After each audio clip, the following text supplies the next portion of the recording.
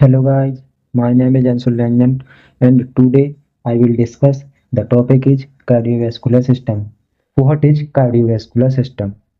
Cardiovascular system के लिए अपन अगर ब्रेक करें इसी वर्ड के लिए तो ये दो वर्डों से मिलकर बना होता है।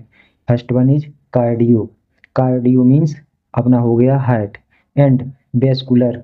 वेस्कुलर मीन्स हो गई अपनी ब्लड वेसल्स। सो कार्डियोवैस्कुलर सिस्टम क्या कहलाता है? कार्डियोवैस्कुलर सिस्टम में अपन हार्ट एंड ब्लड वेसल्स से रिलेटेड कॉन्सेप्ट या हार्ट एंड ब्लड वेसल्स की स्टडी करते हैं। Cardiovascular system is also called circulatory system of body. मतलब कार्डियोवैस्कुलर सिस्टम के लिए अपन सर्कुलेटरी सिस्टम भी बोलते हैं बॉडी का।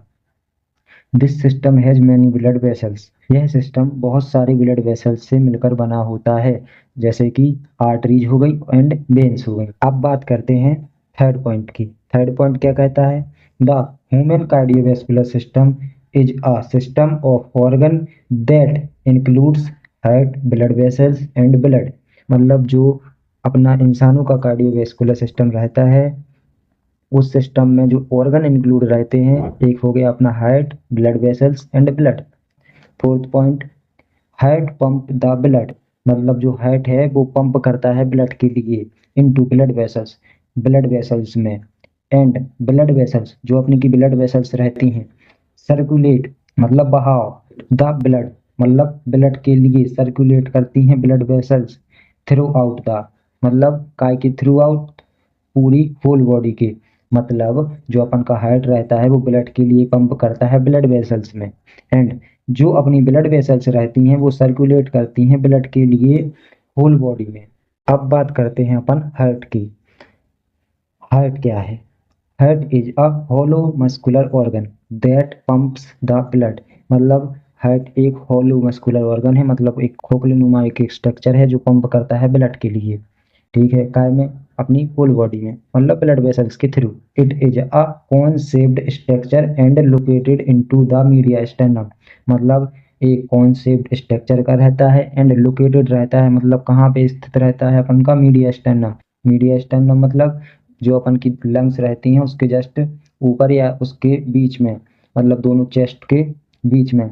और ये थोड़ा सा लेफ्ट की तरफ मुड़ा रहता है, वो अपन आगे नेक्स्ट पॉइंट में देखेंगे। Next point is its weight about 250 grams in females and 300 grams in males. मतलब जो इसका वेट रहता है हार्ट का वुमेन्स में वो 250 ग्राम रहता है, फीमेल्स मतलब औरतों में इसका वेट रहता है 250 ग्राम एंड जो मेल्स रहते हैं मतलब जो आदमी रहते हैं उनमें इसका वेट रहता है अप्रोक्स 300 ग्राम। अब बात करते हैं अपन लेयर्स ऑफ हार्ट की, कि हार्ट में कितनी लेयर्स होती हैं। हार्ट की लेयर्स की बात करें तो हार्ट में मेनली 3 लेयर्स प्रेजेंट होती हैं। एक कौन सी? एक रहती है pericardium, second is myocardium and third one is endocardium. अब पेरिकार्डियम क्या है? इसके लिए पेरिकार्डियम भी बोलते हैं एपिकार्डियम के लिए। तो एपिकार्डियम क्या है? ये अपनी हार्ट की आउटर लेयर है, मतलब ये सबसे बाहरी लेयर है हार्ट की।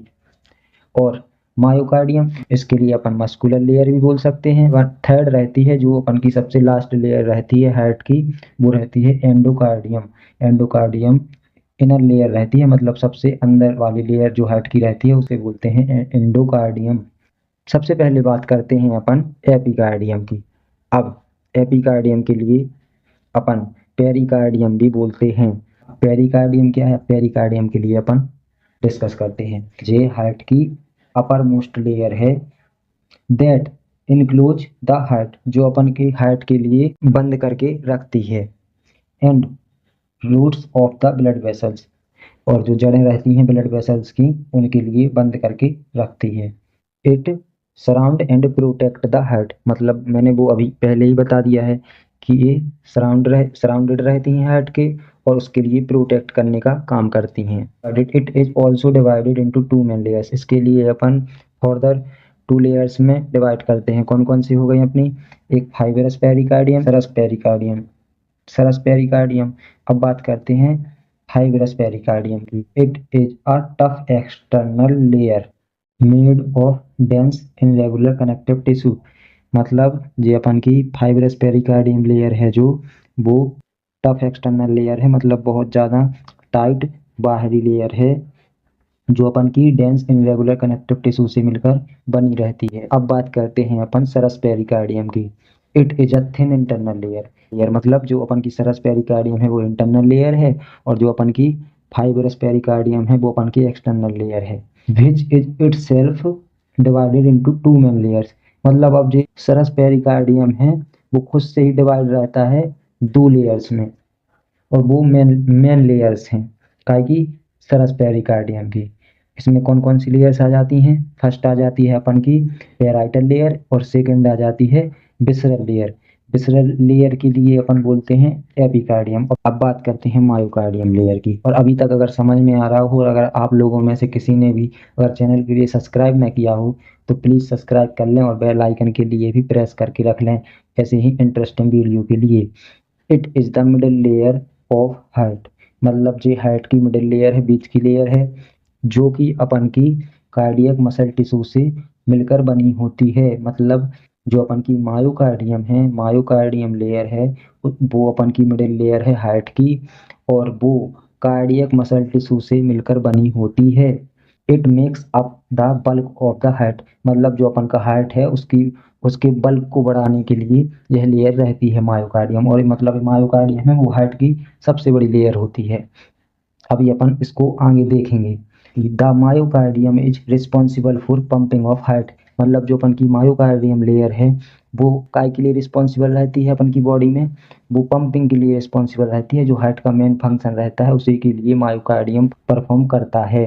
तो मायोकार्डियम लेयर इसके लिए इसीलिए बहुत ज़्यादा इंपॉर्टेंट लेयर हो जाती है। सो बेसिकली मायोकार्डियम का मेन फंक्शन क्या हो गया कि वो पंपिंग के लिए रिस्पॉन्सिबल रहती है हार्ट के। अब बात करते हैं अपन लास्ट लेयर की। लास्ट लेयर में अपन की कौन सी आ जाएगी? Endocardium layer. एंडोकार्डियम में अपन पढ़ते हैं एंडोकार्डियम के लिए कि एंडोकार्डियम क्या है। It is the inner most layer of the heart, मतलब ये सबसे अंदरी लेयर रहती है हार्ट की।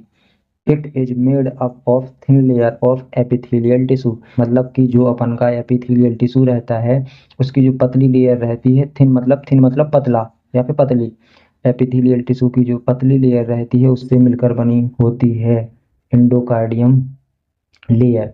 मैं अगली वीडियो में आपके लिए एपिथेलियल टिश्यू से रिलेटेड वीडियो बना दूंगा, या फिर किसी भी टिश्यू से रिलेटेड वीडियो बना दूंगा। ठीक है, अब बात करते हैं अपन नेक्स्ट पॉइंट के लिए।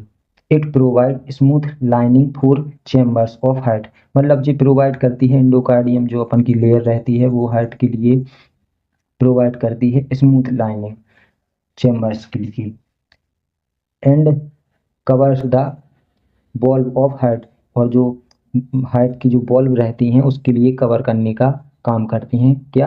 एंडोकार्डियम। ठीक है, अब समझते हैं थोड़ा इसके लिए स्ट्रक्चर से। ये मैंने बेसिक ही स्ट्रक्चर बना दिए कि मतलब लेयर्स के लिए जो अपन की हार्ट की लेयर्स रहती हैं। अब बात करते हैं थोड़ा इनके लिए स्ट्रक्चर से। अब जो अपन की लेयर्स रहती हैं, अब इसमें देखो मायोकार्डियम मैंने सबसे ज़्यादा बड़ी बनाई है, क्यों? क्योंकि ये सबसे ज़्यादा बड़ी रहती है हार्ट में, और मिडिल लेयर रहती है और पंपिंग का काम करती है हार्ट में। हार्ट के लिए पंप करने का काम करती है मायोकार्डियम। ये रहा मायोकार्डियम। और जो अपन की जो आउटर रहती है सबसे आउटर कौन सी है? पेरिकार्डियम। और पेरिकार्डियम पेरिकार्डियम में भी कौन? Epicardium layer. ठीक है, और मिडिल कौन सी हो गई अपनी? मायोकार्डियम। मायोकार्डियम क्या परफॉर्म करती है? ब्लड के लिए पंप करने का काम करती है हार्ट में। ठीक है, अब आ गई बात एंडोकार्डियम की। एंडोकार्डियम, एंडोकार्डियम क्या है? इनर मोस्ट लेयर है, और वर्क क्या करती है? ये चैम्बर्स वगैरह के लिए स्मूथ लाइनिंग प्रोवाइड करती है, और जो अपनी बॉल्व रहती हैं उसके लिए कवर करके रखती है। ये हो गया अपना पूरा लेयर्स के ऊपर टॉपिक। तो भाई इसी के साथ यह वीडियो ख़त्म होती है। एंड ऐसे ही कोई नॉलेजेबल वीडियो के लिए इस चैनल के लिए सब्सक्राइब कर लें एंड बेल आइकन के लिए प्रेस कर लें। मैं ऐसे ही कुछ कोशिश करूँगा, मैं अपनी फुल कोशिश करूँगा कि ऐसे ही अच्छे से अच्छी वीडियो आप लोगों के लिए प्रोवाइड कर सकूँ, और कुछ आपके लिए अच्छा सा कॉन्सेप्ट लेकर आऊँ। ठीक है भाई, इसी के साथ यह वीडियो ख़त्म होती है। Thank you so much for watching.